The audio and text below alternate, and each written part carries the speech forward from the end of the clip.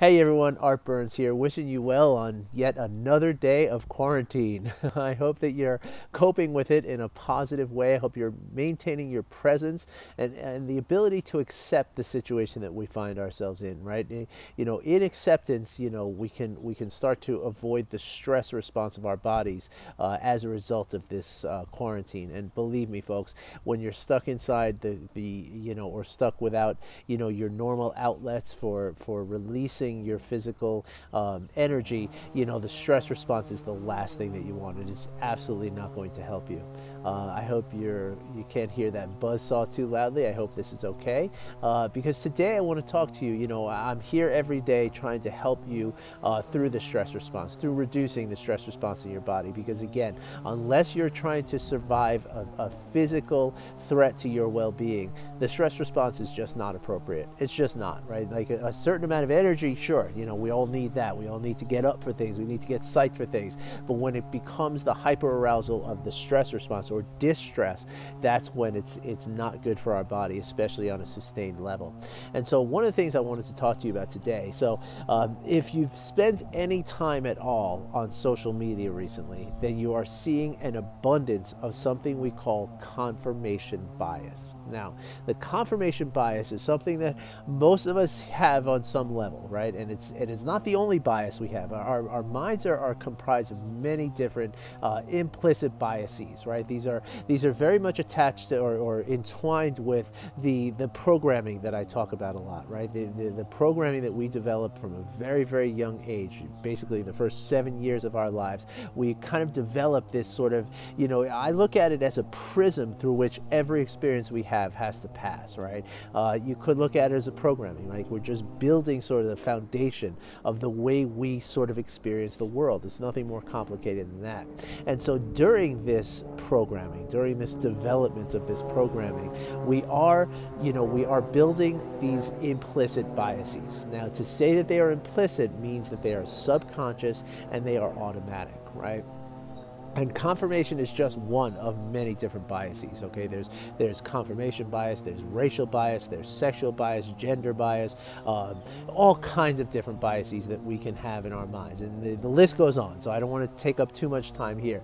But the key is, and confirmation bias is one that's very pertinent now, right? Because there's a lot of different theories circulating out there on social media, right? There's people who believe that this whole pandemic is part of a vast conspiracy. And then there's other people who feel, almost, they're getting almost an emotional reaction out of the fact that some people believe this. And so you're seeing a lot of, arguments going back and forth about this, right? And the thing that's common to all of this is, again, this confirmation bias, right? Now, the confirmation bias, what it is essentially you have developed your own beliefs about things, right? Now, again, most of that comes from those first 7 years of your life, right? Whatever your parents, believed, whatever your siblings, your friends' parents, your schooling, all of that stuff, kind of created this belief system.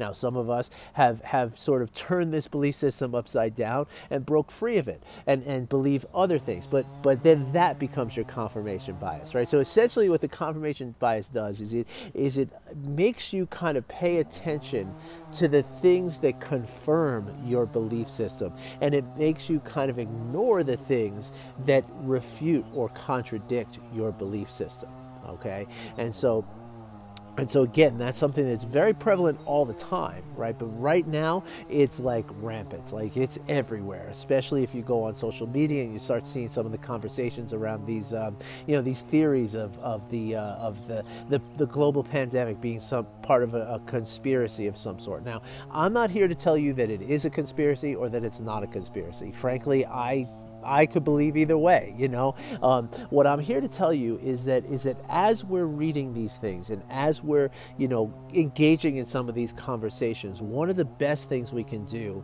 is to bring awareness to this confirmation bias, right? Now, again, just like many of the other subconscious things that happen in our mind, it's not so much a matter of getting rid of this thing, of stopping it in some way, but instead it's more fruitful and more healthy to think of it as just bringing awareness to it, right? Because once we bring awareness to it, now it's no longer implicit, right? Now it's explicit. Now we can see it. Now we can understand that, okay, even if I don't define it necessarily, even if I don't, kind of fix my confirmation bias or my racial bias or my gender bias or whatever bias you want to talk about, social economic biases, again, they're endless kind of sources of these almost endless kind of sources of these biases, right?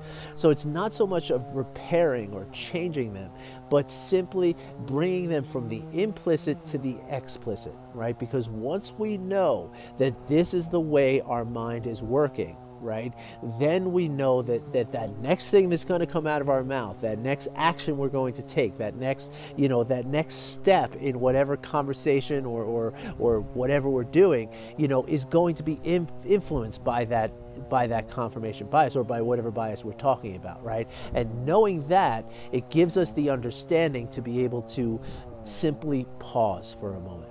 Right, and that pause is where your power lies, right? To be able to pause for a moment as you're, in a Facebook conversation with someone. I use conversation loosely, right? As you're talking about, you have whatever beliefs you have about this topic, right? And again, I'm just using the pandemic conspiracy theory as an example, right? But let's say that you're in this conversation about one of these, you're in a conversation about this topic, right? And as you're going back and forth with somebody, and you're typing things out, right?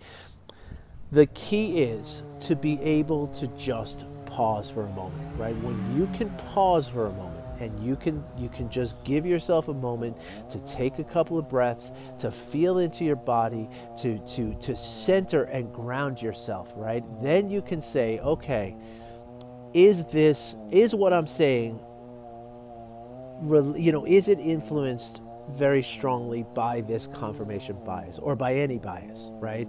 Like when I read this comment that this person just wrote, that feeling in my body, right? The tightness in my chest. Am I feeling anger about what this person wrote, right? Like is that the feeling that I have, right? The sensation of tightness or the sensation of a heat in my ears. Is this an anger that I'm feeling? Or is it a fear that I'm feeling? Or is it a shame that I'm feeling? And is this anger or fear or shame, is it related to the way that I'm choosing to see what's going on?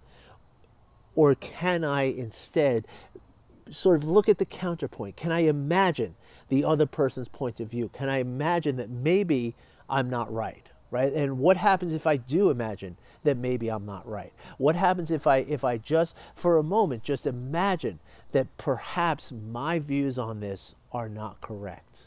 Right? And in that pause and in just asking that question, what you've done now is you've opened your mind up to the possibilities, right? And at the same time, what you've done is you've released the level of fear, right? And because remember, the stress response always comes from fear, right? So when you're in these conversations and somebody is contradicting that that confirmation bias that you have, you're generally, your instinct and your subconscious instinct is going to be to feel a level of fear, right? And once you do that, that's when you're going to feel a racing of your heart. You might feel a little heat rising in your body. This is the stress response, right? This is the elevated heart rate and the increased blood pressure. You might find yourself breathing from your chest. You might find yourself kind of frozen in a fight, a freeze of a fight, flight, or freeze kind of way, or you might find yourself just blowing up at the person, right? These are common symptoms of the stress response, right? And so to avoid that, right, to avoid it before it gets to that point when you're just simply trying to have a conversation with someone, the best thing we can do is practice bringing awareness to this confirmation bias. And the way you practice that is, as I said a moment ago, just practice pausing. Okay, just intentionally create some space in between your experience and your reaction to that experience, okay? And with sustained practice of doing that, you can then start to develop a new sort of habit of approaching these things, right? And what you do in that process, you kind of neutralize that confirmation bias a little bit. It doesn't necessarily go away, right? But you've challenged it enough that it doesn't impact on the same level what it is that you're saying, what it is that you're you're thinking, what it is that you're doing, right? And that's where, again, that pause gives you the power over it, right? It's like overpowering that confirmation bias and not making it such an automatic and implicit reaction that you have to every single experience that you have in your life, right? So I hope you found this helpful. I know there's a lot of information here, so if you have any questions about this, please don't hesitate to reach out and let me know, okay? I'd be more than happy to talk about how the confirmation bias applies to you and your life, you know, because that's the best way to understand this, when we can sort of look at examples of our lives, you know, and then we can see it and say, okay, yeah, that's the confirmation bias, you know, and or whatever other biases you want to talk about. So if you have any questions, please reach out, send me a message, hit me up with a comment below, whatever you like, and I'd be more than happy to get into a conversation with you and to openly discuss this and to give you more sort of practices that you can use to sort of, again, neutralize the power of these biases over your actions and your decisions and your words. Have a great day, everybody. Thanks for listening. I'll be back again tomorrow. I wish you well.